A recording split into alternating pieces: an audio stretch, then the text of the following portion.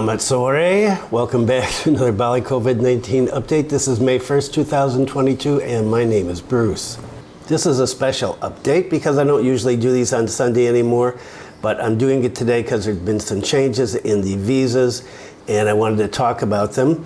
And I'm also going to talk right now about my new schedule. And so my new schedule will be Mondays, Tuesdays, Thursdays, and Saturdays for Bali COVID-19 updates, Sundays for the cooking videos, and if something big happens that's important and should be out right away, I will talk about that. I want to do some more Singaraja snippets walking around Singaraja, and I did one yesterday, and you can take a look up here if you haven't seen it. And I'm working on mics outside because it is so noisy in Singaraja. If you've seen the video, you know what I mean.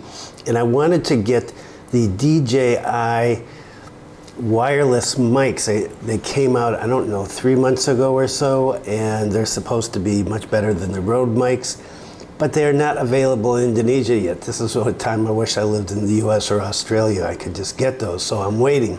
In the meantime, I'm using this, which is fine indoors, but really picks up a lot of noise outdoors. Anyway, the plan is to do more walking around. I need more exercise, and I think there are people that want to see the city outside of the tourist areas of Bali, just regular life for regular people. And so that's what I want to be doing more of in the coming months. So let's get into it. I'm not covering anything except the numbers and visas today. On Tuesday, I'll go back and cover some updates on what's happening in the news. And Tuesday is Eid al-Fitr, the end of Ramadan, and the day everybody has been waiting for. And my house is already filling up with people. Most of my kids are here, grandkids, and one of my daughters and one of my son-in-laws in Palembang visiting their side of the family, and everybody else is here, with the exception of a niece who moved to America. Okay, let's talk about the weather first. The weather is hot, hot, hot. 32 degrees right now. Humidity 67%, and it is so windy outside that I am in here 32 kilometers per hour, and things are blowing all over the balcony. No way I could talk out there. Okay, so let's take a look at the numbers. The numbers are good. Good news on the numbers. National new cases, 329. National recoveries, 598. National deaths, down to 17. Bali new cases, 17. Bali recovery, 7. And Bali deaths, 0. So, more good news on the numbers. And of course, now that Mudik is going on and everybody is traveling, we'll see in a few weeks what the numbers actually look like, and hopefully they will stay good. Okay, let's get on to the main story. There have been some changes in the visa situation. Some of the changes clear, some not very clear. These changes were issued on April 29th, just 2 days ago, when immigration was getting ready to go on vacation until May 9th. Why do they release new information when they're closing down for almost 2 weeks? Pak Uno has my crystal ball. I have no idea. But it's got people in a tizzy on social media and people sniping at each other as usual about what these things mean. Okay, and as you know, if you're a regular to this site, I'm not going to make some speculations and say I know something when I don't. I'll give you what I know factually and what my interpretation is, and only my interpretation. Okay, big change. 17 new countries have been added to the visa on arrival list. Good news for those 17 countries. Okay, and what are the new 17 countries? Austria, Bulgaria, Czech Republic, Estonia, Hong Kong. I thought Hong Kong was on there before. Ireland, Croatia, Latvia, Lithuania, Luxembourg, Malta, Portugal, Romania, Cyprus, Slovakia, Slovenia, and Greece. Okay, and here is a screenshot of that. You can take a look at that.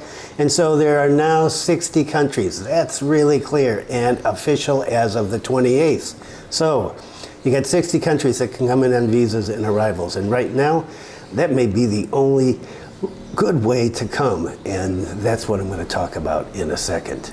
And just a reminder, Pak Jamaruli Manohuruk, who I've talked about many times, has appealed to both foreigners and tourism industry players to comply with the immigration rules. He said the numbers have been expanded in order to get more people to come and keep pushing Bali's recovery. He noted that the owner and manager of an inn is obliged to provide information or data regarding foreigners staying overnight to facilitate the supervision of foreigners. Foreigners who are proven to have misused their residence permits will be subject to immigration sanctions. Likewise, if they are proven to violate health protocols and disturb public order, they will be subject to sanctions in accordance with the applicable laws and regulations. I'm not sure what health protocols they can violate since nobody is following them anymore. So what is the other big change? Okay, the other big change, and here is a screenshot. I hope I can get this here. I hope I can get this screenshot there. Here's a screenshot. This is a pop-up that comes up when you go to the immigration website. And it says, information update on visitor's visa stay permit. Single entry visitor visa, index B211A, B, and C, issued before April 16th, can only be granted a one-time extension of the stay permit with a maximum of 60 days. The applicant must apply at the immigration office and pay a stay permit fee of 2 million rupees. Okay, so if you have a B211A that was issued before the 16th, you can extend it one time only. Now, this is one of the things that's caused a lot of confusion. People say, well, I got a 6-month one. No, you didn't. You got a 2-month one that could be extended at the time 4 more times to make a total of 180 days. That's no longer valid.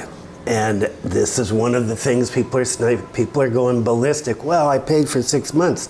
If you paid in advance for 6 months, well, you're out of luck, I guess.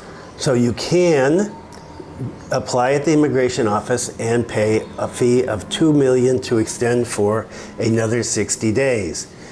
It's not really clear if you've extended it twice, can you extend it again?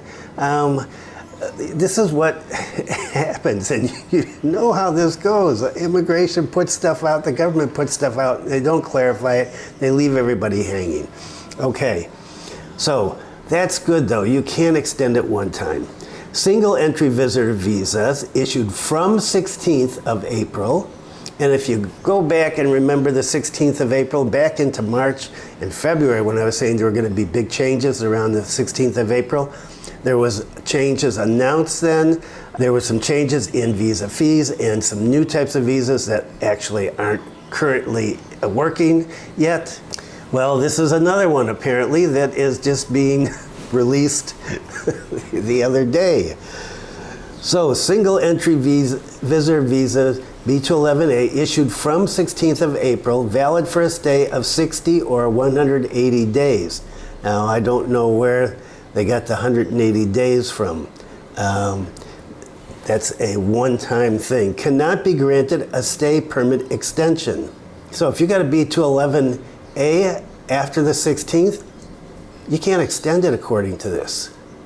It's 60 days and you're out. Visa on arrival can only be granted one-time extension stay permit with a maximum of 30 days, and talked about this before. The applicant must apply at the immigration office and pay a stay permit fee of 500,000 rupees. Foreigners or sponsors can still apply for a visitor visa within the Indonesian territory and onshore visa through the online visa approval application.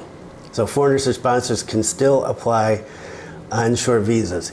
And what does that mean exactly? What are the details? I don't know. You may hear people say that they know, Maybe they do. Maybe they have some insight. Maybe all this makes more sense to them than me. But I'm not going to tell you something and then have you go up based on that information and get messed up. So this is what's there. This is what's in writing. This is what's official from the Immigration Department, the ministry, and that's how it is. If it was me, I would not come here if I wasn't one of the 60 countries that can come in on the visa on arrival right now. I would wait until after the 9th when vacation ends and immigration opens up, and hopefully they will make some clarification. Maybe they'll even make some clarification before that, but not likely. So that would be my advice. If you're planning on coming here, forget about the B211A at this point. Wait until things are sorted out after immigration opens up again. If you're not on that 60-day list, I would be patient and wait.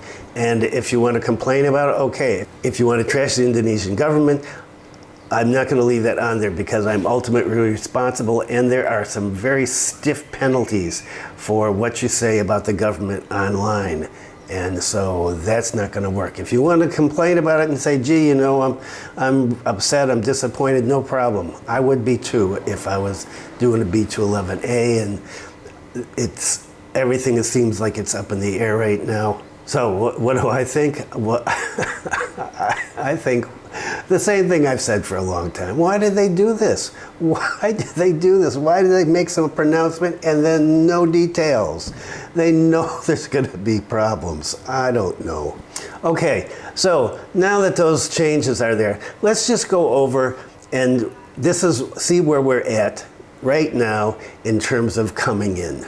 Okay, so there are 60 countries that can come in on visa on arrival. And then there are 9 countries that can come in on the visa exempt if you're a passport holder from one of the ASEAN countries. Visas on arrival are 500,000 rupiahs, including children. Each person has to pay, and you can pay upon arrival in Bali, use MasterCharge Visa or cash. Other currency, and you may be charged at a rate that you won't like. And what are the requirements? Okay, you should have the Peduli Lindungi app on your phone. If you can't get it to work, don't worry about it. They'll sort it out at the airport for you. You need to be vaccinated, 2 doses or 3 doses. PCR test with negative result 48 hours before departure for everybody, including infants. Test needs to be a paper-based copy in English. Okay, wasn't aware of that. And you have to complete the e-Customs app, and you can download that online, and I would do it before you come here so you don't have to deal with that. And immigration documents, passport, visa, stay permit, anything that you've got that you're going to need. Your passport has to be valid for 6 months. You need to have a return ticket or a one-way ticket to continue your journey to somewhere else other than Indonesia. And one of the things that people do is they get a ferry ticket from Batam to Malaysia, and that's it. That covers them. You need to have travel insurance. Now, in the new regs that came out, the numbers disappeared. Originally, it was 25,000 Singapore, 20,000 Singapore, 15,000. The numbers kind of fluctuated. Now there's no numbers. It just says it has to have specific COVID cover and legal standing in Indonesia. And you can, and that's what you need. EHAC is no longer required. International travelers aged 0 to 17 are not required to show proof of COVID vaccination. International travelers 18 years and above have to be fully vaxxed, right? COVID recovery. If you've been confirmed positive for COVID-19 of a maximum of 30 days before departure and you've been declared inactive in transmitting COVID-19, an exception is made from the obligation to show COVID vaccination card certificate and a negative PCR test before departure, on the condition that you agree to have a PCR test on arrival, and you attach a doctor's certificate or COVID-19 recovery certificate from the government hospital of the country of departure or the ministry that carries out government affairs in the health sector in the country of departure, stating that persons concerned is no longer actively transmitting COVID-19. Travelers with special health conditions or comorbid diseases that cause travelers to be unable to receive vaccines may enter if they meet the following conditions. They must attach a doctor's certificate from the government hospital of the country of departure stating that the person concerned has not and or cannot participate in the COVID-19 vaccination. And those need to be official. You can't just go to your doctor. If you don't have insurance, you can get Jaga Wisata travel insurance. It's $500,000 in the event that you test positive and need to move to an isolation hotel or medical facility. And I was asked several times in the past couple of videos, what happens if I get off and I leave from the UK, say, and I fly to Thailand and I stay there for 13 hours or something, but I'm out in the country. My reading of the situation, and it's just my reading, is that you need to take another test before you get back on the plane.